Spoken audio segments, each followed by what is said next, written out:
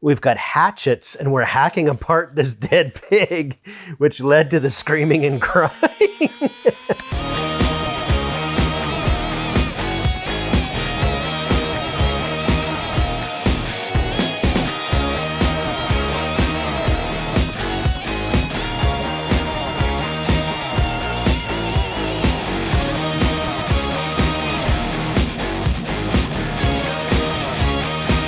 Always had food on Fridays, but initially we were doing a lot of potlucks.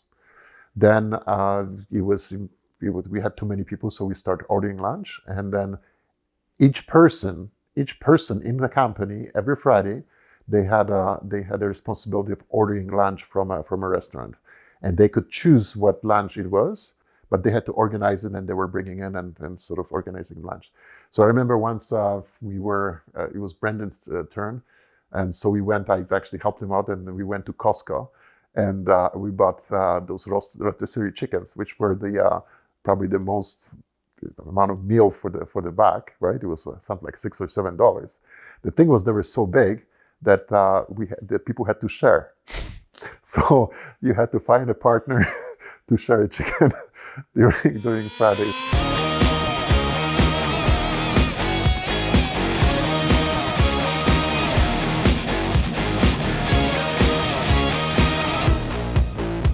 Social committee was always very active in making sure that we always have fun and everybody's included. We were camping out at Diefenbaker, and we decided that we were going to do an underground pig roast.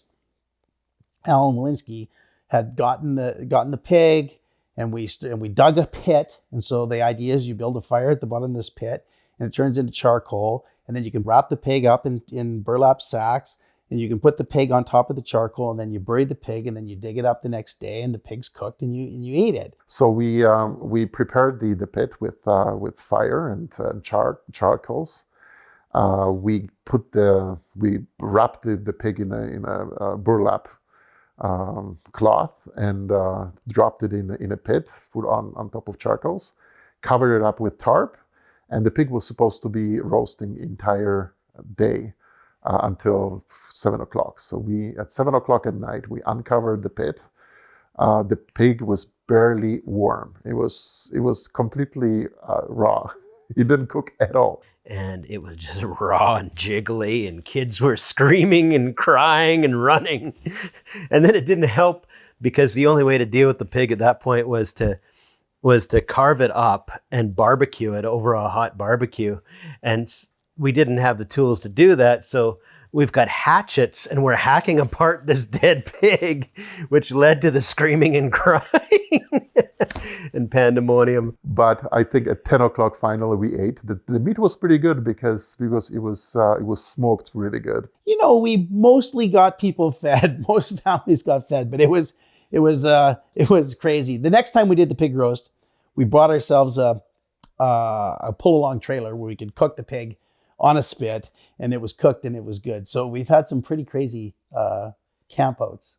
The next year, I think we did camping at Pike Lake, and similar, we had a penchant for sending kids running and screaming because somebody decided we brought fireworks, and the fireworks tipped over and went screaming horizontally along the ground into all the tents and everything, and the kids were around, they're dodging fireworks, firing off at them.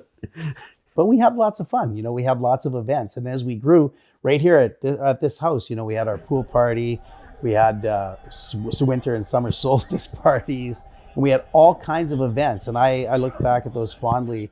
And as we changed, you know, and growing, now at some point, I think once we hit 100 people, we couldn't have that pool party anymore. But now we have offsites and events, and now that we've moved into the new building we got a big deck, and we have our ideas on tap.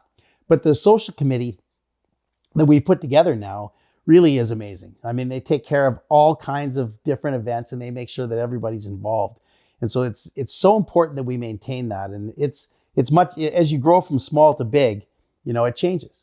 But the social committee's there, and we can try to maintain that spirit of Vendastians as we grow. When I think about, you know, the amazing culture that we've built in all of the different events that we've had, One thing that sticks out in my mind is that there's always been so much effort that has gone into making our social events special, like our last Christmas party that we had, and there's an incredible amount of effort and dedication that go into, and detail and planning and time, to put these things together. And a lot of us just go in and we enjoy it. But there's a lot of people behind the scenes that are actively working to build and enhance the culture at the company. And I'm grateful for all those contributions, because a lot of times they go sort of unrecognized.